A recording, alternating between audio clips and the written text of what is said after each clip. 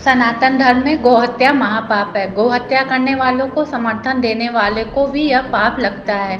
इसलिए सत्ता में आकर गोहत्या करने वाले राजनीतिक दलों को मत देकर उन्हें सत्ता में लाने वाले मतदाताओं को भी गोहत्या का पाप लग रहा है। हिंदुओं को इससे बचने और अपने मताधिकार का सही प्रयोग करने की आवश्यकता है। उक्त बातें परमाराध्य परम धर्माधीश ज्योति पीठाधीश्वर जगत गुरु शंकराचार्य स्वामी अभिमुक्तेश्वरानंद सरस्वती ने काशी के केदार घाट स्थित ज्योति मठ शंकराचार्य सचिवालय में आयोजित एक प्रेस वार्ता में कही। यह देखिए वाराणसी से धनेश्वर साहनी की रिपोर्ट। पत्रकार वार्ता हमने इसलिए बुलाई क्योंकि हमको पूरे देश को ये बताना है कि गौ हत्या के संदर्भ में 75 साल बीत जाने पर भी आपके द्वारा दिए गए वोट से बनी सरकारों ने कुछ नहीं किया है।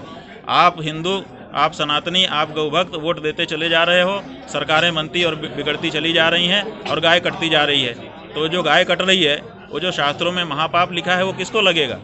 जो लोग सरकार बनाने के जिम्मेदार हैं उन्हीं को तो लगेगा।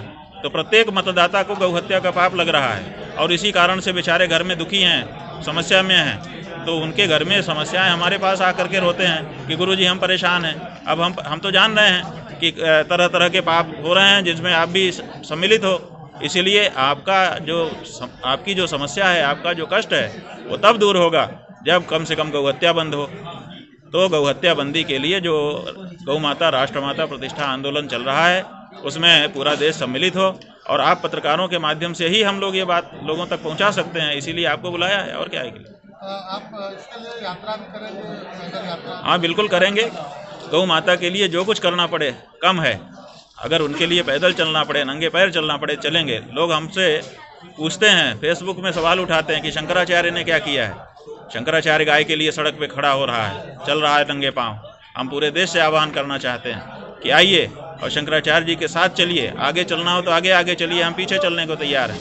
और नहीं तो साथ में चलिए, पीछे चलिए और ये संदेश दीजिए सरकार को कि गौ हत्या अब इस देश में स्वीकार्य नहीं होगी। पार्टी भी बना रहे हैं इसको लेकर? नहीं, पार्टी नहीं बना रहे हैं। आप समझिए, पार्टी हम नहीं बनाएंगे क्योंकि हम राजनीतिक व्यक्ति नहीं हैं।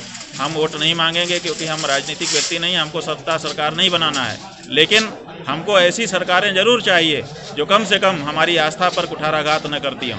जो हमारी गाय को कत्ल करती हों वो हमारी सरकार है, कैसे हो सकती है? तो इसीलिए हमने ये कहा है कि हम एक गौ गठबंधन बनाएंगे। जैसे ये लोग अलग अलग पार्टियां हैं, अपने अपने पार्टी के रूप में भी हैं और गठबंधन भी बना लिए हैं, ऐसे ही हम कहते हैं कि जिन लोगों ने राजनीतिक पार्टियां बनाई हैं, चुनाव आयोग में पंजीकृत हुए हैं, उन सब को जो गौ भक्त हैं, गौ हत्या रोकना चाहते हैं, गौ माता को राष्ट्रमाता की प्रतिष्ठा देना चाहते हैं उनको, और जो नहीं देना चाहते हैं उनको हम चलनी चला करके छान लेना चाहते हैं। जो गाय के पक्ष में हैं वो गौ गठबंधन के लोग हैं और जो गाय के पक्ष में नहीं है वो गौ हत्यारी पार्टी है।